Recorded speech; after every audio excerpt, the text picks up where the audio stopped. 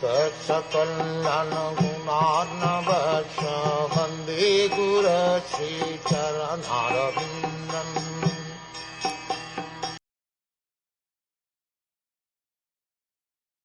Lord Brahma said, after thus congratulating the sages for their nice words, the Supreme Personality of Godhead, whose abode is in the kingdom of God, spoke as follows.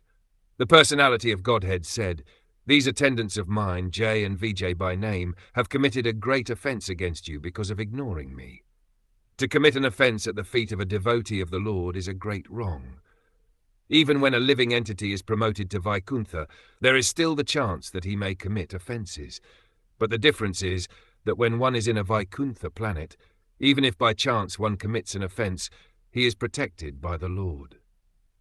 This is the remarkable fact in the dealings of the Lord and the servitor, as seen in the present incident concerning Jaya and Vijaya. The word atikramam used herein indicates that in offending a devotee, one neglects the Supreme Lord himself. By mistake, the doormen held the sages from entering Vaikuṇṭha Loka, but because they were engaged in the transcendental service of the Lord, their annihilation was not expected by advanced devotees. The Lord's presence on the spot was very pleasing to the hearts of the devotees. The Lord understood that the trouble was due to his lotus feet not being seen by the sages, and therefore he wanted to please them by personally going there. The Lord is so merciful that even if there is some impediment for the devotee, he himself manages matters in such a way that the devotee is not bereft of having audience at his lotus feet. There is a very good example in the life of Haridas Thakur. When Caitanya Mahaprabhu was residing at Jagannath Puri, Haridas Thakur, who happened to be Mohammedan by birth, was with him. In Hindu temples, especially in those days, no one but a Hindu was allowed to enter. Although Haridas Thakur was the greatest of all Hindus in his behaviour, he considered himself a Mohammedan and did not enter the temple. Lord Caitanya could understand his humility, and since he did not go to see the temple, Lord Caitanya himself, who is non-different from Jagannatha, used to come and sit with Haridasa Thakur daily. Here in Srimad Bhagavatam we also find this same behaviour of the Lord. His devotees were prevented from seeing his lotus feet, but the Lord himself came to see them on the same lotus feet for which they aspired. It is also significant that he was accompanied by the goddess of fortune. The goddess of fortune is not to be seen by ordinary persons, but the Lord was so kind that although the devotees did not aspire for such an honour, he appeared before them with the goddess of fortune. O great sages, I approve of the punishment that you who are devoted to me have meted out to them. To me, the Brahman is the highest and most beloved personality. The disrespect shown by my attendants has actually been displayed by me because the doormen are my servitors. I take this to be an offence by myself, therefore I seek your forgiveness for the incident that has arisen. The Lord is always in favour of the Brahmins and the cows, and therefore it is said, Go Brahman Hitaya Cha. Lord Krishna or Vishnu, the Supreme Personality of Godhead, is also the worshipable deity of the Brahmins. In the Vedic literature, in the Rag Mantra hymns of the Wag Veda, it is stated that those who are actually Brahmins always look to the lotus feet of Vishnu. Om Tad Vishnu Paramam Padam Sada Pashyanti Suraya. Those who are qualified Brahmins worship only the Vishnu form of the Supreme Personality of Godhead, which means Krishna, Rama and all Vishnu expansions. A so-called Brahman, who is born in the family of Brahmins but performs activities aimed against the Vaishnavas, cannot be accepted as a Brahman, because Brahmana means Vaishnav and Vaishnav means Brahman. One who has become a devotee of the Lord is also a Brahman. The formula is Brahmajanatiti Brahmanan. A Brahman is one who has understood Brahman, and a Vaishnav is one who has understood the personality of Godhead. Brahman realization is the beginning of realization of the personality of Godhead. One who understands the personality of Godhead also knows the impersonal feature of the Supreme, which is Brahman. Therefore, one who becomes a Vaishnav is already a Brahman. It should be noted that the glories of the Brahman described in this chapter by the Lord himself refer to his devotee Brahman, or the Vaishnav. It should never be misunderstood that the so-called Brahmins who are born in Brahman families but have no Brahminical qualifications are referred to in this connection. A wrong act committed by a servant leads people in general to blame his master, just as a spot of white leprosy on any part of the body pollutes all of the skin. A Vaishya, therefore, should be fully qualified. As stated in the Bhagavatam, anyone who has become a Vaishnav has developed all the good qualities of the demigods. There are 26 qualifications mentioned in the Chaitanya Charitamrita. A devotee should always see that his Vaishnav qualities increase with the advancement of his Krishna consciousness. A devotee should be blameless because any offense by the devotee is a scar on the Supreme Personality of Godhead. The devotee's duty is to be always conscious in his dealings with others, especially with another devotee of the Lord. Anyone in the entire world, even down to the Chanjala, who lives by cooking and eating the flesh of the dog, is immediately purified if he takes bath in hearing through the ear the glorification of my name, fame, etc. Now you have realized me without doubt.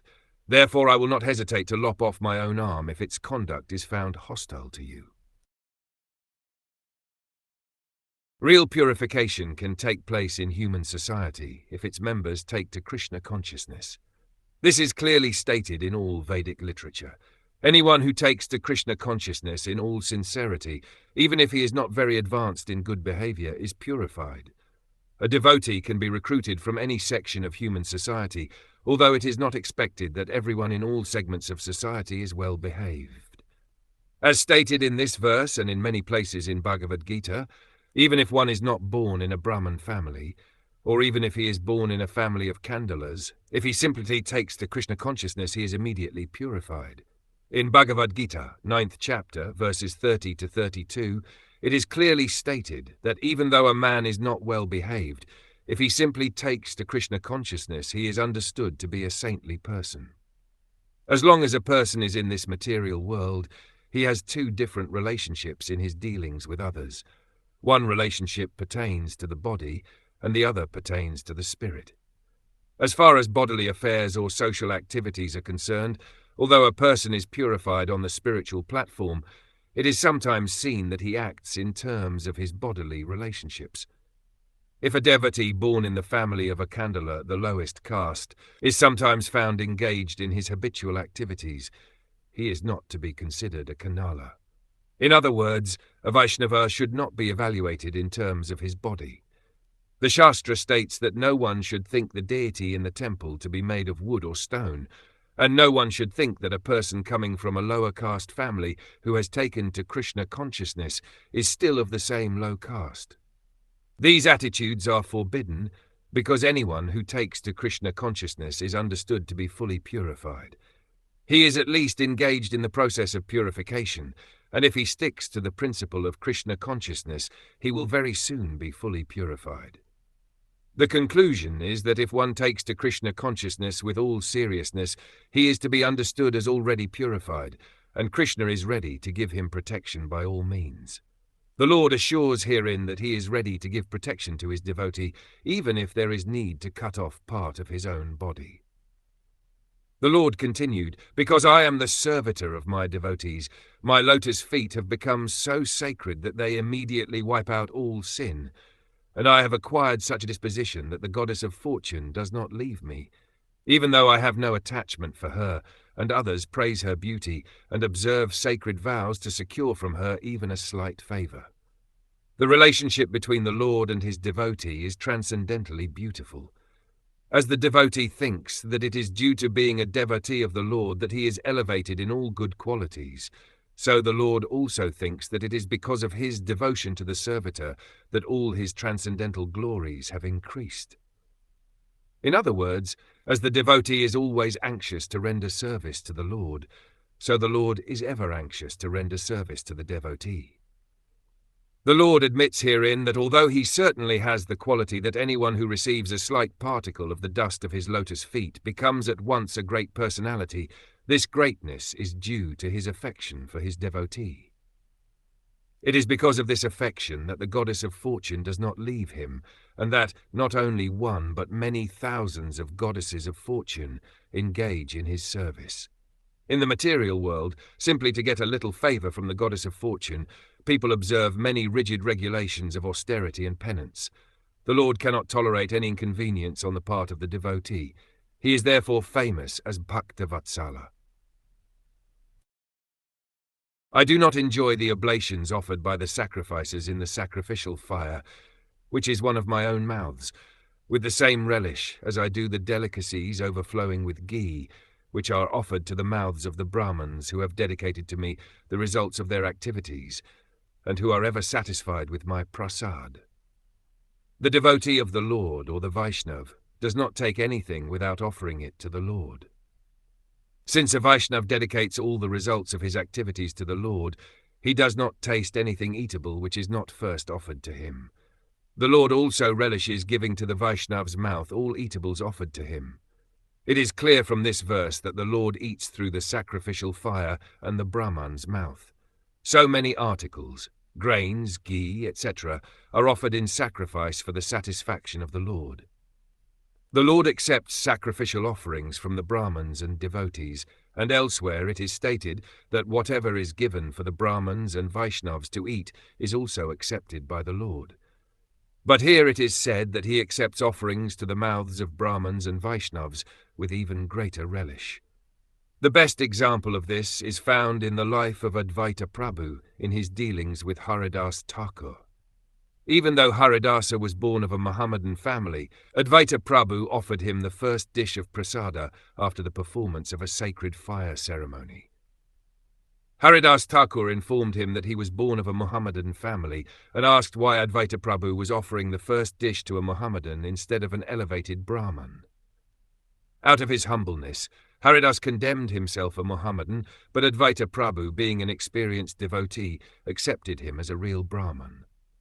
Advaita Prabhu asserted that by offering the first dish to Haridas Thakur, he was getting the result of feeding 100,000 Brahmins. The conclusion is that if one can feed a Brahman or Vaishnav, it is better than performing hundreds of thousands of sacrifices. In this age, therefore, it is recommended that Haranama, chanting the holy name of God, and pleasing the Vaishnav are the only means to elevate oneself to spiritual life. I am the master of my unobstructed internal energy, and the water of the Ganges is the remnant left after my feet are washed. That water sanctifies the three worlds, along with Lord Shiva, who bears it on his head. If I can take the dust of the feet of the Vaishnav on my head, who will refuse to do the same? The difference between the internal and external energies of the Supreme Personality of Godhead is that in the internal energy, or in the spiritual world, all the opulences are undisturbed, whereas in the external or material energy, all the opulences are temporary manifestations. The Lord's supremacy is equal in both the spiritual and material worlds, but the spiritual world is called the kingdom of God, and the material world is called the kingdom of Maya. Maya refers to that which is not actually fact. The opulence of the material world is a reflection. It is stated in Bhagavad Gita that this material world is just like a tree whose roots are up and branches down. This means that the material world is the shadow of the spiritual world. Real opulence is in the spiritual world. In the spiritual world, the predominating deity is the Lord himself, whereas in the material world there are many lords. That is the difference between the internal and external energies. The Lord says that although he is the predominating factor of the internal energy, and although the material world is sanctified just by the water that has washed his feet, he has the greatest respect for the Brahman and the Vaishnav. When the Lord himself offers so much respect to the Vaishnav and the Brahman, how can one deny such respect to such personalities? The Brahmins, the cows, and the defenseless creatures are my own body. Those whose faculty of judgment has been impaired by their own sin look upon these as distinct from me. They are just like furious serpents, and they are angrily torn apart by the bills of the vulture-like messengers of Yamaraj, the superintendent of sinful persons. The defenseless creatures, according to Brahma Samhita, are the cows, Brahmins, women, children, and old men. Of these five, the Brahmins and cows are especially mentioned in this verse, because the Lord is always anxious about the benefit of the Brahmins and the cows, and is prayed to in this way. The Lord especially instructs, therefore, that no one should be envious of these five, especially the cows and Brahmins. In some of the Bhagavatam readings, the word duhiti is used instead of duhati, but in either case, the meaning is the same. Duhati means cow, and duhitaf can also be used to mean cow, because the cow is supposed to be the daughter of the sun god. Just as children are taken care of by the parents, women as a class should be taken care of by the father, husband, or grown-up son. Those who are helpless must be taken care of by their respective guardians. Otherwise, the guardians will be subjected to the punishment of Yamaraj, who is appointed by the Lord to supervise the activities of sinful living creatures. The assistants or messengers of Yamaraj are likened here to vultures, and those who do not execute their respective duties in protecting their wards are compared to serpents. Vultures deal very seriously with serpents, and similarly the messengers will deal very seriously with neglectful guardians. On the other hand, they captivate my heart, who are gladdened in heart, and who, their lotus faces enlightened by nectarian smiles, respect the Brahmans, even though the Brahmanas utter harsh words. They look upon the Brahmans as my own self, and pacify them by praising them in loving words, even as a son would appease an angry father, or as I am pacifying you. It has been observed in many instances in the Vedic scriptures that when the Brahmins or Vaishnavas curse someone in an angry mood, the person who is cursed does not take it upon himself to treat the Brahmins or Vaishnavas in the same way. There are many examples of this. For instance, the sons of Kuvera, when cursed by the great sage Narada, did not seek revenge in the same harsh way, but submitted. Here also, when Jaya and Vijaya were cursed by the 4 Kumaras, they did not become harsh towards them. Rather, they submitted. That should be the way of treating Brahmins and Vaishnavas. One may sometimes be faced with a grievous situation created by a Brahmin, but instead of meeting him with a similar mood, one should try to pacify him with a smiling face and mild treatment. Brahmins and Vaishnavas should be accepted as earthly representatives of Narayanan. Nowadays, some foolish persons have manufactured the term Daridra Narayana, indicating that the poor man should be accepted as the representative of Narayana. But in Vedic literature, we do not find that poor men should be treated as representatives of Narayana. Of course, those who are unprotected are mentioned here, but the definition of this phrase is clear from the Shastras. The poor man should not be unprotected, but the Brahman should especially be treated as the representative of Narayana and should be worshipped like him. It is specifically said that to pacify the Brahmans, one's face should be lotus-like. A lotus-like face is exhibited when one is adorned with love and affection. In this respect, the example of the fathers being angry at the son, and the sons trying to pacify the father with smiling and sweet words, is very appropriate. These servants of mine have transgressed against you, not knowing the mind of their master. I shall therefore deem it a favour done to me if you order that, although reaping the fruit of their transgression, they may return to my presence soon, and the time of their exile from my abode may expire before long. From this statement, we can understand how anxious the Lord is to get his servitor back into Vaikuṇṭha. This incident, therefore, proves that those who have once entered a Vaikuṇṭha planet can never fall down. The case of Jaya and Vijaya is not a fall down, it is just an accident. The Lord is always anxious to get such devotees back again to the Vaikuṇṭha planets as soon as possible. It is to be assumed that there is no possibility of a misunderstanding between the Lord and the devotees. But when there are discrepancies or disruptions between one devotee and another, one has to suffer the consequences, although that suffering is temporary. The Lord is so kind to his devotees that he took all the responsibility for the doorman's offence and requested the sages to give them facilities to return to Vaikuṇṭha as soon as possible. Brahma continued. Even though the sages had been bitten by the serpent of anger, their souls were not satiated with hearing the Lord's lovely and illuminating speech, which was like a series of Vedic hymns. The Lord's excellent speech was difficult to comprehend because of its momentous import and its most profound significance. The sages heard it with wide-open ears and pondered it as well. But although hearing, they could not understand what he intended to do. It should be understood that no one can surpass the Supreme Personality of Godhead in speaking.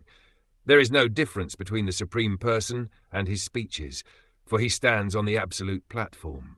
The sages tried with wide-open ears to understand the words from the lips of the Supreme Lord, but although his speech was very concise and meaningful, the sages could not completely comprehend what he was saying. They could not even comprehend the purport of the speech or what the Supreme Lord wanted to do, nor could they understand whether the Lord was angry or pleased with them.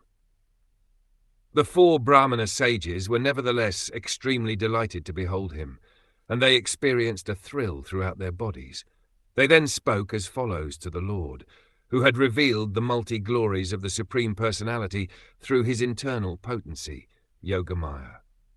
The sages were almost too puzzled to speak before the Supreme Personality of Godhead for the first time, and the hairs of their bodies stood erect due to their extreme joy. The highest opulence in the material world is called Parameshthya, the opulence of Brahma. But that material opulence of Brahma, who lives on the topmost planet within this material world, cannot compare to the opulence of the Supreme Lord, because the transcendental opulence in the spiritual world is caused by Yogamaya, whereas the opulence in the material world is caused by Mahamaya. The sages said, "O Supreme Personality of Godhead, we are unable to know what you intend for us to do, for even though you are the supreme ruler of all, you speak in our favor as if we had done something good for you." The sages could understand that the Supreme Personality of Godhead, who is above everyone, was speaking as if he were in the wrong. Therefore it was difficult for them to understand the words of the Lord. They could understand, however, that the Lord was speaking in such a humble way just to show them his all-merciful favor. "O Lord, you are the supreme director of the Brahminical culture. Your considering the Brahmins to be in the highest position is your example for teaching others. Actually, you are the supreme worshipable deity, not only for the gods, but for the Brahmins also. In the Brahma Samhita, it is clearly stated that the Supreme Personality of Godhead is the cause of all causes. There are undoubtedly many demigods, the chiefs of whom are Brahma and Shiva. Lord Vishnu is the Lord of Brahma and Shiva, not to speak of the Brahmans in this material world. As mentioned in Bhagavad Gita, the Supreme Lord is very favorable towards all activities performed according to Brahminical culture, or the qualities of control of the senses and mind, cleanliness, forbearance, faith in scripture, and practical and theoretical knowledge. The Lord is the supersoul of everyone. In Bhagavad Gita it is said that the Lord is the source of all emanations. Thus he is also the source of Brahma and Shiva. You are the source of the eternal occupation of all living entities, and by your multi-manifestations of personalities of Godhead, you have always protected religion. You are the supreme objective of religious principles, and in our opinion, you are inexhaustible and unchangeable eternally. The statement in this verse, Dharmasya Paramo Guhya, refers to the most confidential part of all religious principles. This is confirmed in Bhagavad Gita. The conclusion of Lord Krishna in his advice to Arjuna is, "Give up all other religious engagement and just surrender unto me."